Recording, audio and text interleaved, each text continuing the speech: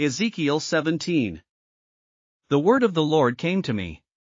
Son of man, set forth an allegory, and tell it to the Israelites as a parable. Say to them, this is what the sovereign Lord says, a great eagle with powerful wings, long feathers and full plumage of varied colors came to Lebanon, taking hold of the top of a cedar. He broke off its topmost shoot and carried it away to a land of merchants, where he planted it in a city of traders. He took one of the seedlings of the land and put it in fertile soil. He planted it like a willow by abundant water, and it sprouted and became a low, spreading vine. Its branches turned toward him, but its roots remained under it. So it became a vine and produced branches and put out leafy boughs. But there was another great eagle with powerful wings and full plumage. The vine now sent out its roots toward him from the plot where it was planted, and stretched out its branches to him for water. It had been planted in good soil by abundant water so that it would produce branches, bear fruit and become a splendid vine. Say to them, this is what the sovereign Lord says, will it thrive?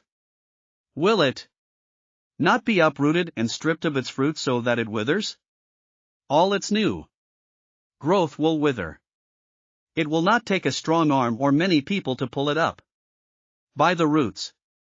It has been planted, but will it thrive? Will it not wither completely when the east wind strikes it, wither away in the plot where it grew? Then the word of the Lord came to me. Say to this rebellious people, do you not know what these things mean? Say to them, the king of Babylon went to Jerusalem and carried off her king and her nobles, bringing them back with him to Babylon. Then he took a member of the royal family and made a treaty with him, putting him under oath. He also carried away the leading men of the land, so that the kingdom would be brought low, unable to rise again, surviving only by keeping his treaty. But the king rebelled against him by sending his envoys to Egypt to get horses and a large army. Will he succeed? Will he who does such things escape? Will he break the treaty and yet escape? As surely as I live, declares the sovereign Lord, he shall die in Babylon, in the land of the king who put him on the throne, whose oath he despised and whose treaty he broke. Pharaoh with his mighty army and great horde will be of no help to him in war, when ramps are built and siege works erected to destroy many lives.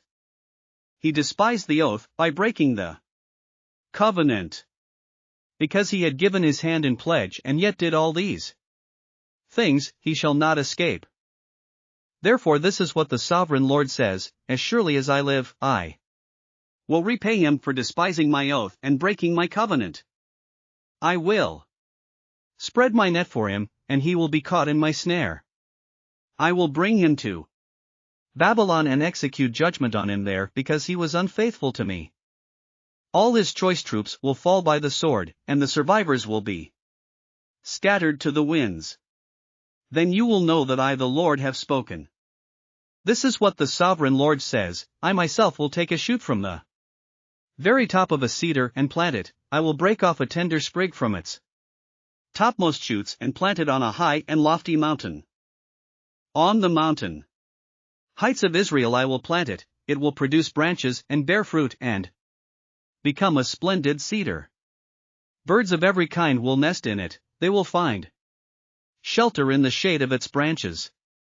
All the trees of the forest will know that I the Lord bring down the tall tree and make the low tree grow tall.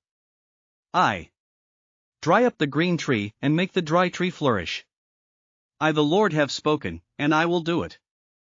Thanks for listening to another chapter of the Bible. At My Faith Fuel, we believe a good coffee fuels your faith and energizes your day. Please visit myfaithfuel.com to explore our delicious coffee blends. Part of each purchase goes to training worshipers around the world. Thanks for listening.